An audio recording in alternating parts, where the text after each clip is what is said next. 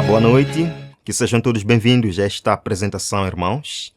Estamos aqui para dar continuidade, acompanhando os eventos finais, neste caso, as atualizações proféticas, e também teremos o nosso segundo estudo sobre o livro de Apocalipse. Não percam estas bênçãos, não percam esta noite especial do estudo da Palavra de Deus. Ontem, infelizmente, não conseguimos ter o nosso programa. Estava envolvido em algumas questões do nosso projeto missionário. Estamos iniciando um projeto missionário e se você deseja apoiar, vamos deixar aqui o link, ou seja, a maneira como você pode ajudar a Escola de Profecia em seus projetos missionários. E que Deus o abençoe e que Deus seja louvado acima de tudo. Irmãos, vamos iniciar com uma oração. Temos muito que tratar nesta apresentação. Obrigado, Senhor, por este momento especial. Convidamos, Jesus, a Tua presença no meio de nós, que venha nos revelar a Tua palavra, a Tua vontade, a Tua verdade para nós neste tempo. Prepara o nosso coração, Senhor, para o seu encontro. Em nome de Jesus. Amém. Bem, irmãos, em um evento recente, o vice-presidente dos Estados Unidos da América, J.D. Vance, expressou reverência ao Papa Francisco como um grande pastor, alguém que fala a verdade da fé de uma forma muito profunda. Eu vou colocar o vídeo dele aqui falando, mas vejam só. Isto é de 28 de fevereiro. Vance lidera oração pelo Papa Francisco no Café da Manhã Nacional de Oração Católica. Todos nós sabemos, já compartilhei com os irmãos, que ele é católico romano praticante. Ele se entregou ou se converteu ao catolicismo em 2019, pouco antes de se afiliar ao partido e às políticas do Projeto 2025. Isto é muito interessante. Vamos escutar. Mas todos os dias, desde que ouvi sobre a doença do Papa Francisco, eu rezo pelo Santo Padre. Porque embora eu tenha ficado surpreso quando ele criticou nossa política de imigração, da maneira como fez, também acredito que o Papa é fundamentalmente uma pessoa que se preocupa com o rebanho de cristãos sob sua liderança.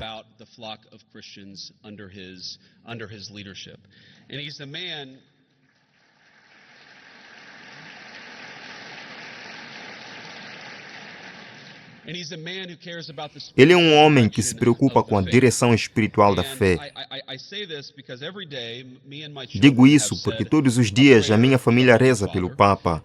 Oramos por sua saúde e por seu conforto, enquanto lida com o que parece ser uma crise de saúde muito séria.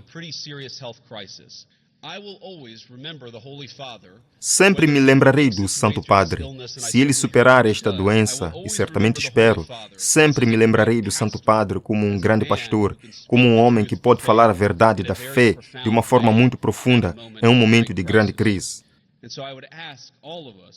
Então, eu pediria que todos se juntassem a mim nesta oração pelo Papa Francisco. Bem, irmãos, cada um de nós tem direito a expressar sua fé.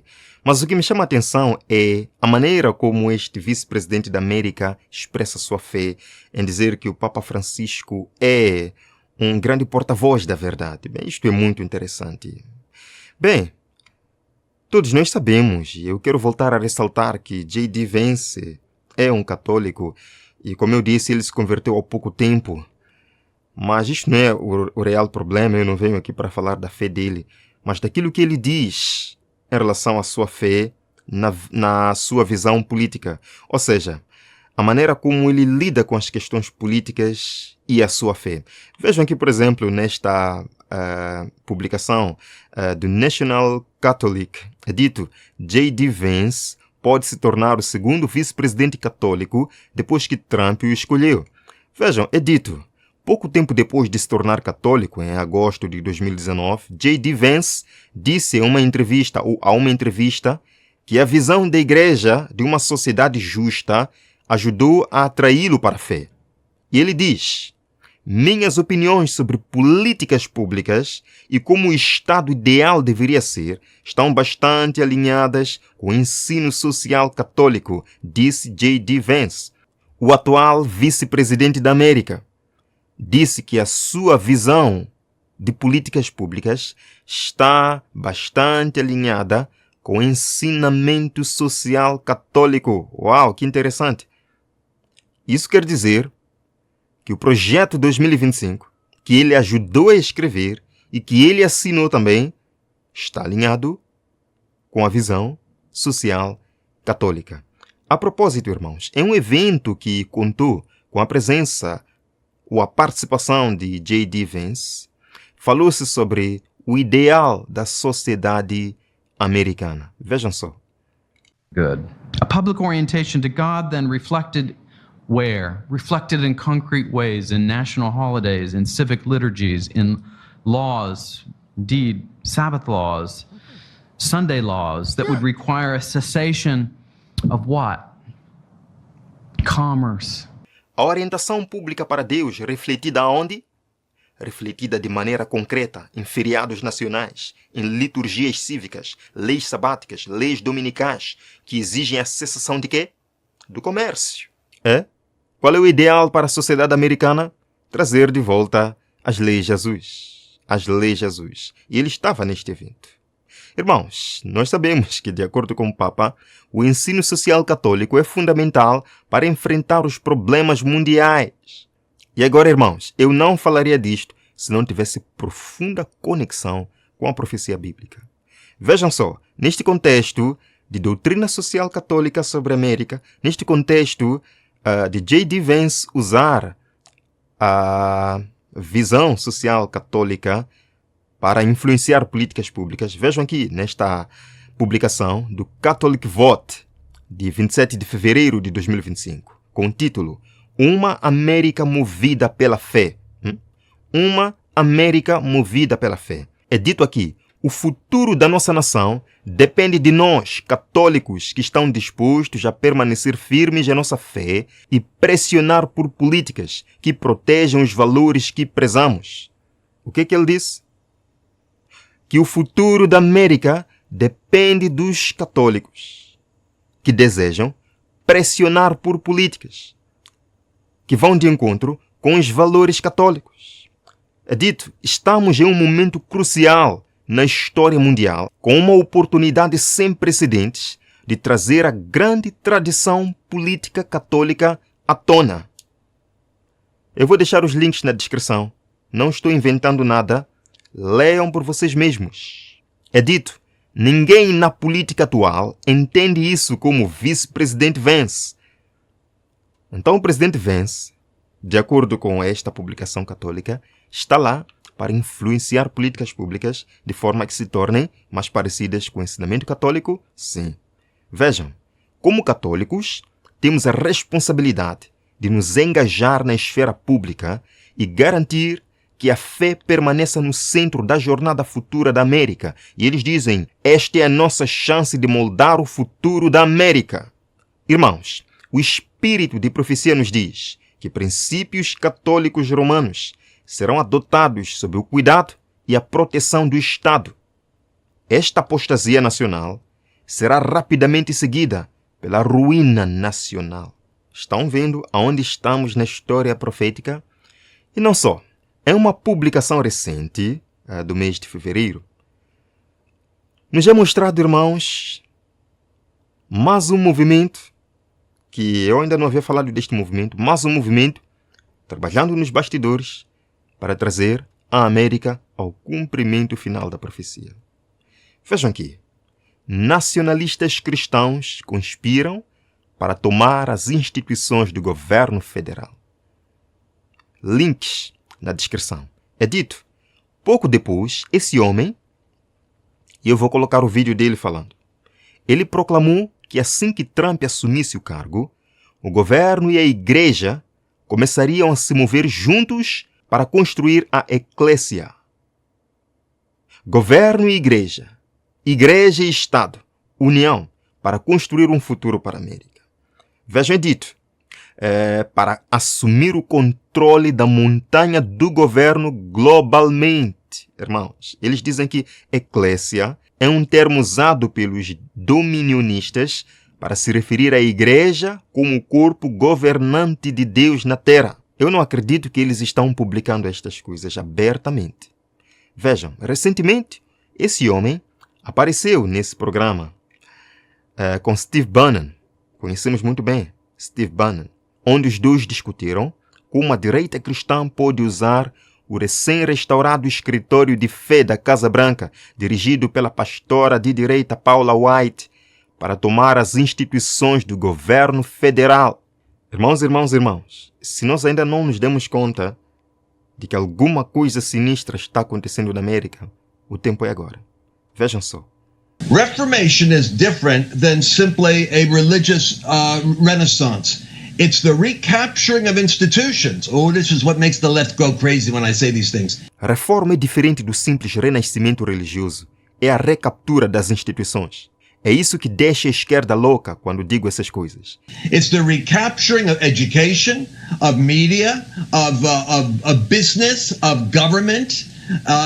É a recaptura da educação, da mídia, dos negócios, do governo. And it's recapturing them with the ideas of Western civilization, which is the ideas of Christian civilization. What we're doing E é recapturá-los com as ideias da civilização ocidental, que são as ideias da civilização cristã. Essa recaptura das ideias da civilização cristã ocidental nada mais é do que a restauração da supremacia papal. Nada mais é que formar a imagem da primeira besta. É formar a imagem de Roma, da Igreja Ocidental. Irmãos, vejam aqui. Apocalipse capítulo 13, começando do verso 12. Exercia toda a autoridade da primeira besta. Quem exercia toda a autoridade da primeira besta? Estados Unidos da América. É que manda no mundo hoje. E fazia com que a terra e os seus habitantes adorassem a primeira besta, cuja ferida mortal havia sido curada. Verso 14. Por causa dos sinais que lhe foi dado realizar diante da besta, enganou os habitantes da terra. Continua.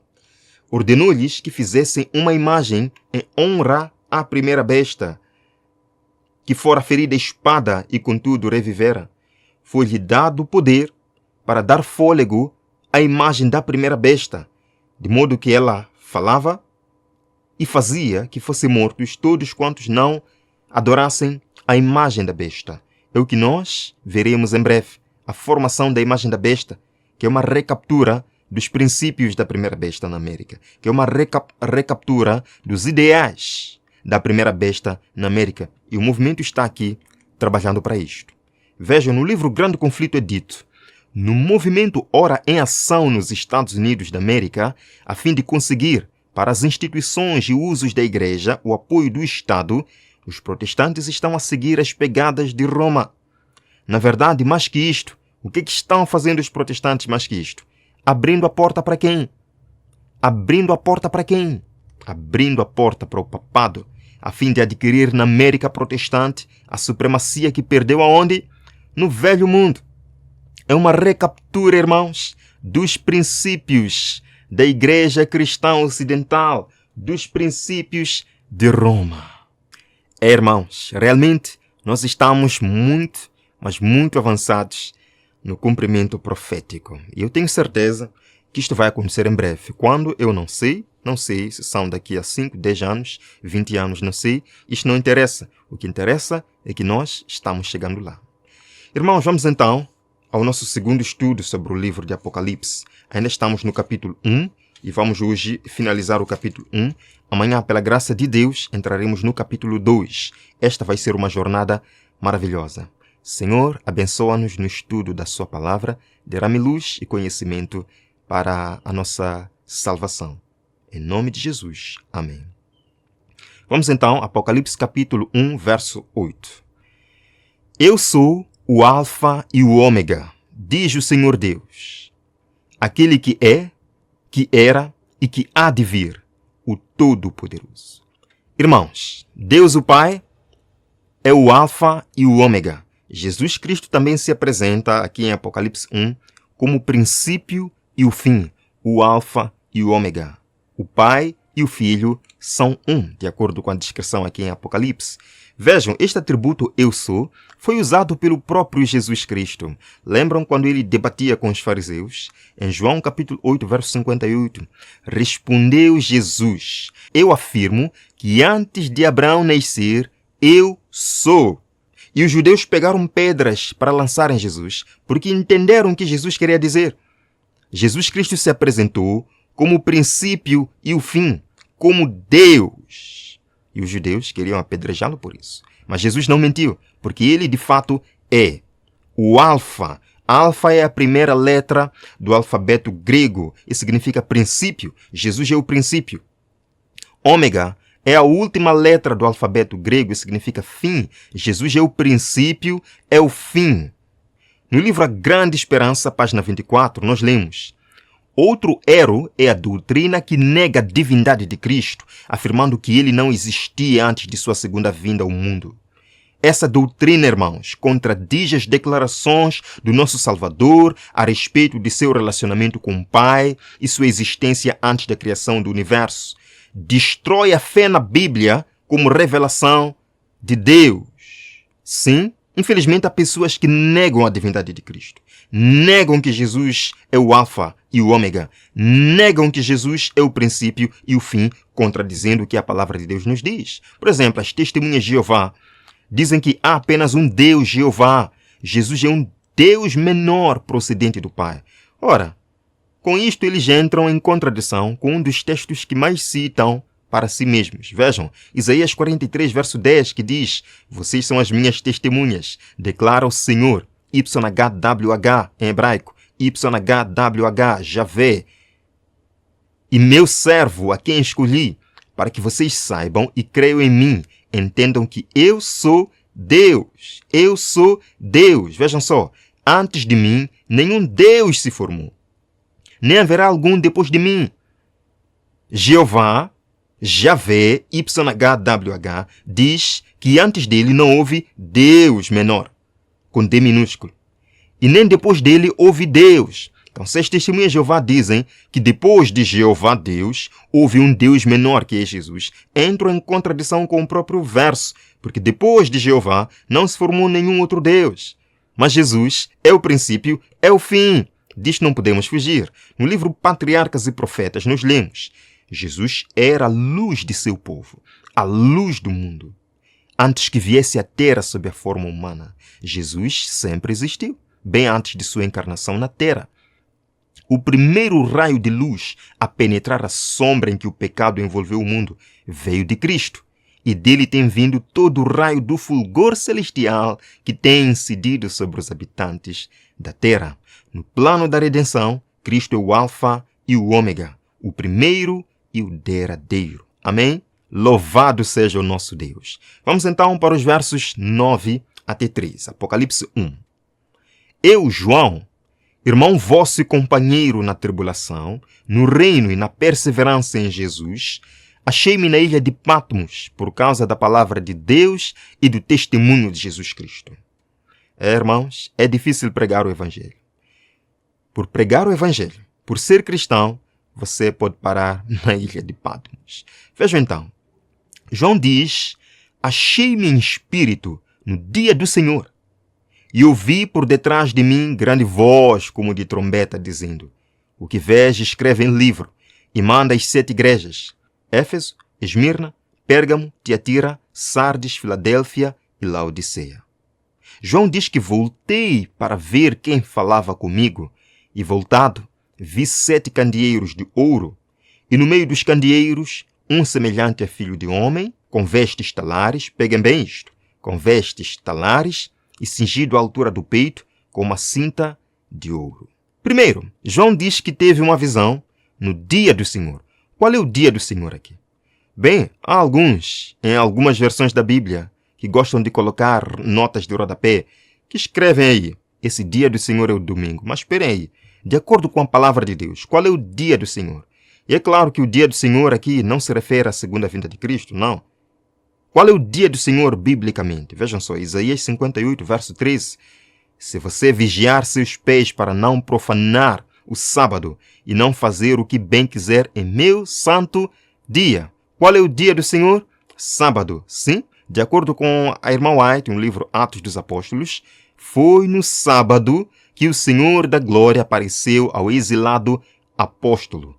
João guardava o sábado na ilha de Patmos e foi neste dia, nesta ilha rochosa de Patmos, em que João recebeu a primeira visita de Cristo. Irmãos, não existe nenhum lugar, por mais distante dos outros que pareça estar, que a graça de Cristo não alcance, que a presença de Cristo não alcance. E foi lá, no lugar mais solitário, no lugar mais triste, diríamos assim, uma prisão da maior segurança do Império Romano, que João recebeu o conforto celestial e as grandes revelações para o povo de Deus. E ele diz que ouviu grande voz como de trombeta. Essa grande voz como de trombeta, irmãos, relembra o cenário de lá do Sinai, quando Moisés se encontrou com Deus. Houve uma convocação para que o povo se encontrasse com Deus. Trovões e relâmpagos foram ouvidos. Da mesma forma, João ouve vozes, trovões, relâmpagos. É a presença de Deus aqui neste momento. E ele diz que voltei-me para ver quem falava comigo. E voltado, o que João vê? Quando ele se vira para ver quem falava com ele, o que ele vê? 7 candeeiros de ouro. E não só, no meio dos candeeiros, um semelhante ao Filho do Homem, com vestes talares. Vamos lá desmanchar isto. Primeiro, ele diz que vê o Filho do Homem. Quem é o Filho do Homem? Ora, vamos à palavra de Deus, de acordo com Mateus 24, verso 30. Então aparecerá no céu o sinal do Filho do Homem. Quem é o Filho do Homem? Está claro, é Jesus. Então João, ao virar-se para ver quem falava com ele, vê Jesus Cristo, com vestes talares. Vejam aqui. O que representam as vestes talares? O que isto nos diz? Irmãos, de acordo com Êxodo 28, verso 4, as vestes talares são aquelas usadas pelo sumo sacerdote durante o seu trabalho diário no santuário. Vejam só, são estas as vestes que farão um peitoral, um colete sacerdotal, um manto, uma túnica bordada, um turbante e um cinturão, para que Arão e seus filhos me sirvam como sacerdotes. Eles farão essas vestes sagradas. Então João vê Jesus Cristo, o Filho do Homem, com vestes sagradas, com vestes de sumo sacerdote. Certo? Apocalipse 1, versos 17 e 18. João, ao contemplar Jesus, cai prostrado. As forças se acabam. Quando o vi, caí a seus pés como morto. Então ele colocou sua mão direita sobre mim e disse: não tenha medo. Irmãos, não tenha medo. Jesus falou para nós: no mundo tereis aflições, mas não tenham medo. Eu venci o mundo. E mais uma vez Jesus conforta o seu apóstolo exilado. João, não tenha medo. Irmãos, Jesus diz: eu sou o primeiro e o último. Sou aquele que vive. Estive morto, mas agora estou vivo para todo sempre. E tenho as chaves da morte e do inferno. Irmãos, Jesus nos conforta logo no primeiro capítulo de Apocalipse. Não tenham medo. Eu estou com vocês. Eu sou o seu Deus. Quando passares pela água, eu estarei consigo. Quando passares pelo fogo, eu estarei consigo. Quer você confiar nesse Salvador? Quer você confiar nesse Jesus? Se esse é o seu desejo, venha comigo nesta oração final. Obrigado, nosso Pai, por este estudo maravilhoso sobre o livro de Apocalipse. Um livro que nos conforta, afinal de contas, não estamos sozinhos. Apocalipse não é terror. Pelo contrário, é esperança. E nós queremos buscar essa esperança em Jesus. Guarda-nos, ó Pai, até o próximo encontro. Em nome de Jesus. Amém. Bem, irmãos, o tempo já se foi. Nos veremos na próxima apresentação. Deus abençoe a todos. Até lá.